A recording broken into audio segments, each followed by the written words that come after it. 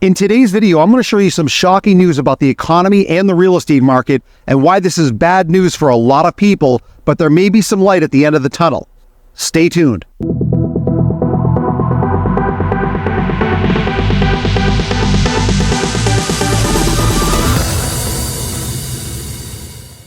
What's going on, my YouTube friends? This is Jerry Abbott, your #1 real estate resource here in beautiful Las Vegas. Hey guys, a couple of real quick things before we dive into the video. If this is your first time to the channel and you want to learn the cold hard facts about the U.S. economy, the U.S. real estate market, and specifically the Las Vegas real estate market, then make sure to subscribe to the channel down below. Number 2, if you happen to like the content in today's video, make sure to press that thumbs up like button, guys. That would really help the channel out. And number 3, if you are thinking about relocating to beautiful Las Vegas, whether it's next month or next year, I've got your back. I'm a local real estate agent here. I've lived here for nearly 20 years. I know every inch of this city. When that time is right for you, definitely reach out to me. Just call, text, or email me anytime, and I'll help you find that perfect dream home.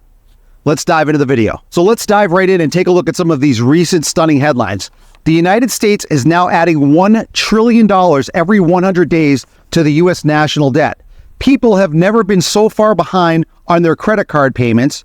The job market now is at its weakest point since August of last year, and people would need to see a 55% spike in their income just to afford the average home. Now, here's where things get really bad. I want you to take a look at this short 30-second video clip discussing the likelihood of a potential recession, and then I'm going to come back on the other side and comment on it. And every time we've seen it invert, in other words, the 10-year go below the 2-year, we have seen a recession. This goes back all the way to the 80s. We have inversion here that is going below zero here. Then there was a recession, going inverted here, recession, inversion here, recession, inversion here, recession. It even had inverted before the pandemic induced recession. So now we have the inversion that is going on 23, 24 months, which is exceptionally long in the tooth to last before we see a recession. So that may seem a little bit complicated. So I want to show you a little bit more clearly in the next segment that based on history, the likelihood of a recession coming sooner rather than later is basically 100%. All right, so let's take a look at this chart. This is basically a still image of what we just saw in the previous video clip. This is what we call the Doomsday yield chart. Now, I know it looks a little confusing, but we really only need to worry about 2 things on this chart. This is the chart that predicts recessions, and it's been 100% accurate over the last 45 years. All right, so let's break down this chart because, again, it's actually very simple when we look at it. We all see that horizontal thin black line going across the middle of the chart. That's what I call ground zero. That's the neutral point. So when we see the blue jagged line drop down below the black horizontal line, a recession happens once that blue jagged line pops up above the black horizontal line again. So if we take a look at it here, the first time this happened on this chart, we see back around 1980, the blue jagged line drops down way below the horizontal black line, and then it pops right back up. When it pops back up over that black horizontal line, that's when recessions happen. It did it again right here in the early 80s, popped all the way down below the black horizontal line, then popped back up above it, another recession. Same thing happened here right around the early 90s. Same thing happened here right around 2000. Same thing again in the late 2000s, right around that 2008 time period. And then there was a skinny one here at 2020 when we had the recession. All right, so take a look at the red arrow over here on the far right side of the chart, pointing to that blue jagged line right there. That's where we currently are. And we're actually now starting to creep up very close to the black horizontal line.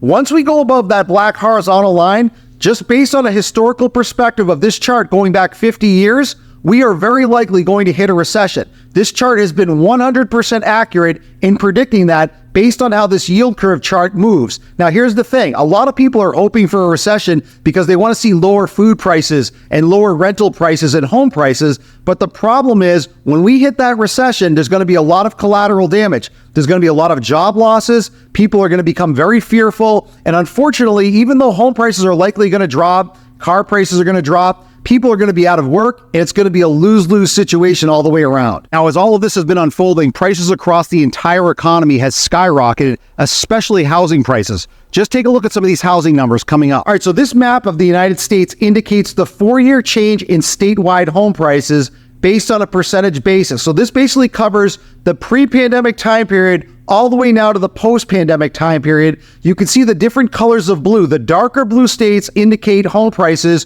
where homes have appreciated more, and the lighter blues is where home prices have appreciated less. So if we take a look overall, let's take a look at the top right here. Right up here in Maine, in the top right corner, home prices in Maine in the last 4 years have appreciated 68%. If we drop down to the bottom right in Florida, that says 67%. If we go all the way up here to the northwest, we take a look over here in Montana, 63%. Right next door in Idaho, 61%. If we drop down all the way here to Texas, 45%.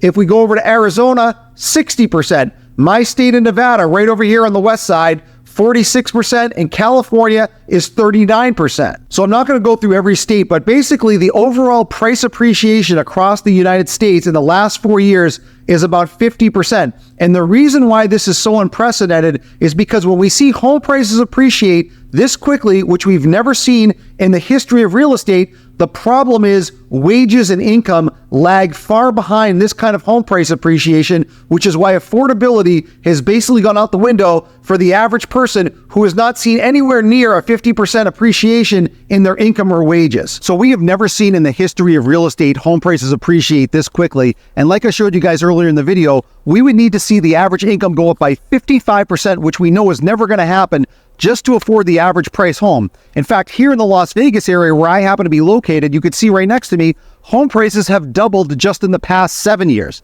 Not only is this mind-boggling, but homeowners and especially investors are being especially greedy, trying to take full advantage of this seller's market. And I want to show you some examples of massive overpricing, in my opinion, in the upcoming segments. All right, so now I'm on the popular real estate website Zillow that most of you are familiar with.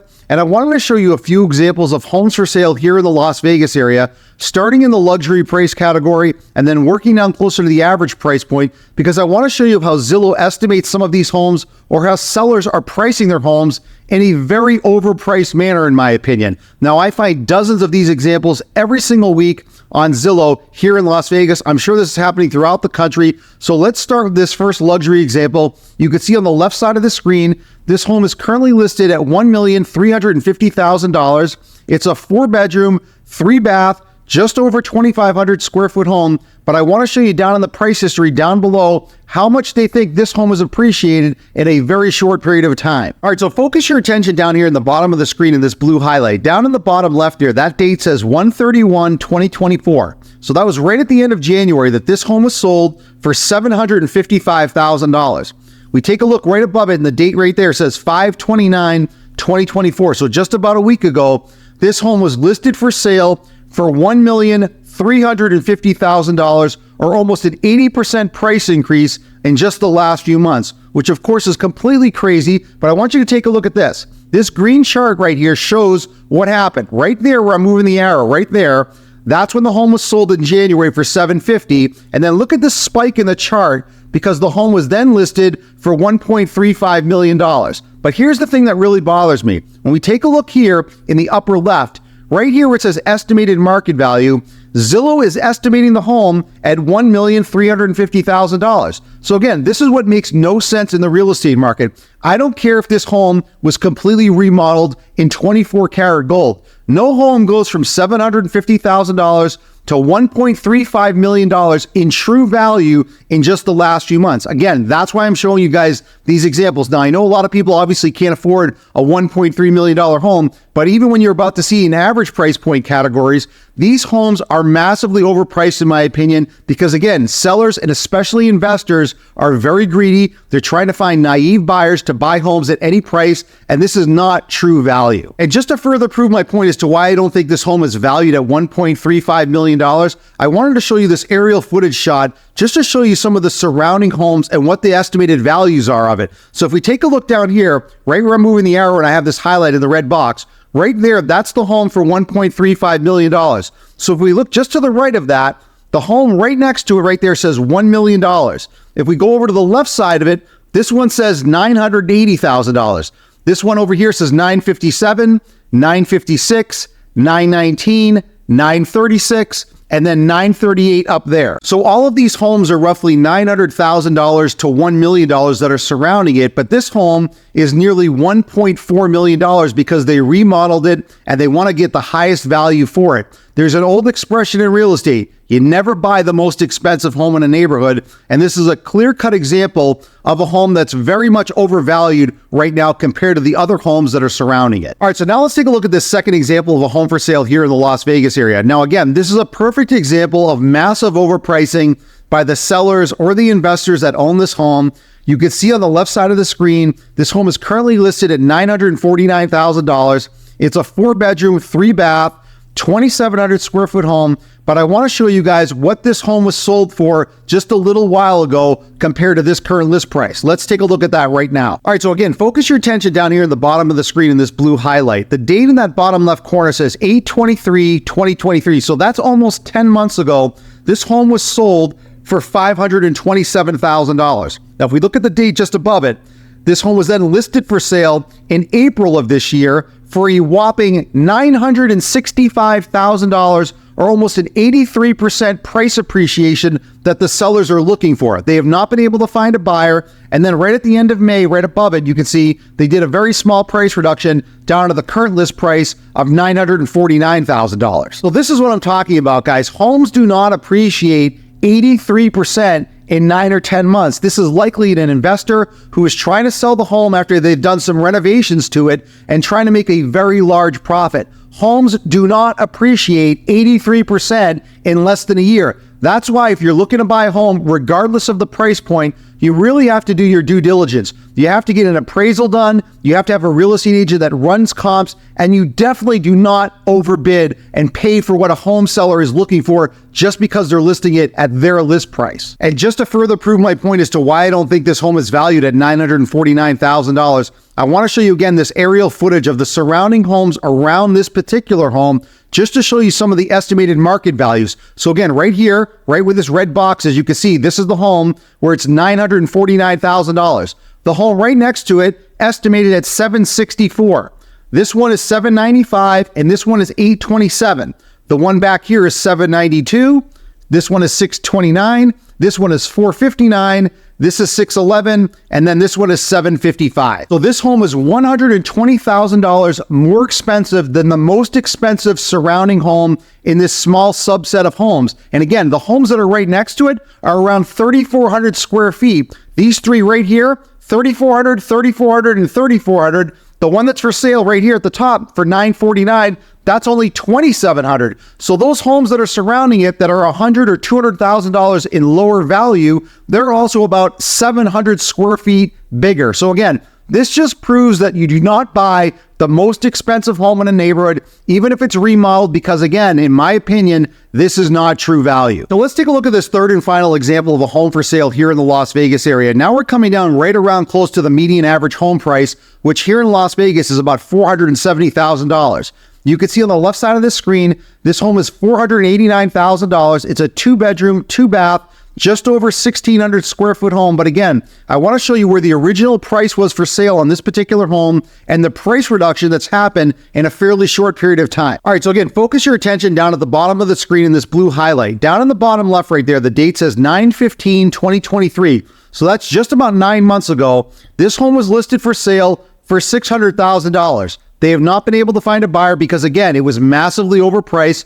And if we take a look a little bit higher up, we see that they did a price reduction to $575,000. We look a little higher, they went $559,000, they went to $550,000. And as we scroll up all the way here, we see that it's currently listed right there at $489,000. That's over a $110,000 price reduction because, again, the sellers were way too aggressive on the original list price. In the last 9 months, had you been patient and you didn't buy back then at $600,000, possibly right now, and they still don't even have a buyer, $110,000 later and lower on the price is where they're currently at right now. So again, guys, this is another perfect example of a seller or an investor being far too aggressive on their original list price. They're coming in far too high. They're not able to find buyers at these price points, and then they go through these series of price reductions. That's why I keep telling you guys, patience is the prudent play because there's still a lot of massive overpricing, especially in cities like Las Vegas, where the sellers and the investors are listing homes for way too high of a price point, and buyers are finally starting to smarten up a little bit and not just buy and bid on whatever the seller is listing their home for. So if you can be patient, I think especially as we go through the rest of this year and into 2025, we're going to see more price reductions happening like this,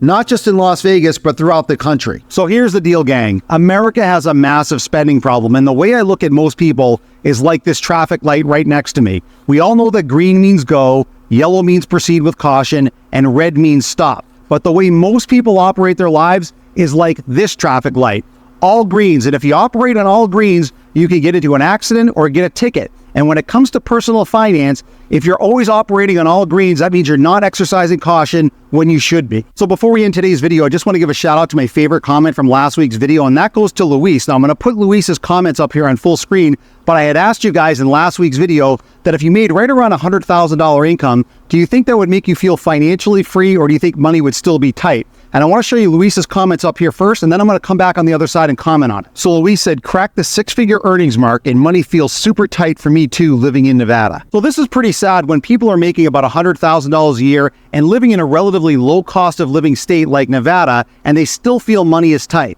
I want to hear from you guys. I want you to drop me a comment down below. I read and respond to all of my comments. I want you guys to tell me, regardless of where you live in the country, what income you feel would make you feel financially free versus thinking that money is still tight for you. And my favorite comment from this week's video, I'm going to give a direct on-screen shout out to in next week's video. So I hope you guys enjoyed today's video. I also hope you appreciate my transparency. You know that I'm always going to keep it 100% real on this channel regarding the economy and the real estate market. So like I showed you guys with that traffic light analogy a little bit earlier, you can't go all green all the time. You have to see that yellow light, and you definitely have to see that red light. You have to proceed with caution, and you have to stop when it comes to buying, especially high ticket items, in my opinion, because again, if we stop collectively buying, especially the high ticket items like homes and cars, we would see prices come down. So I know everybody's circumstances are different when it comes to buying a home. Some people have the luxury of time on their side and can wait things out. And I think that's a potentially wise option, because after we get through the election near the end of this year and into 2025, I think we're going to see some kind of economic rough water, and we're going to start to see that downturn in home prices.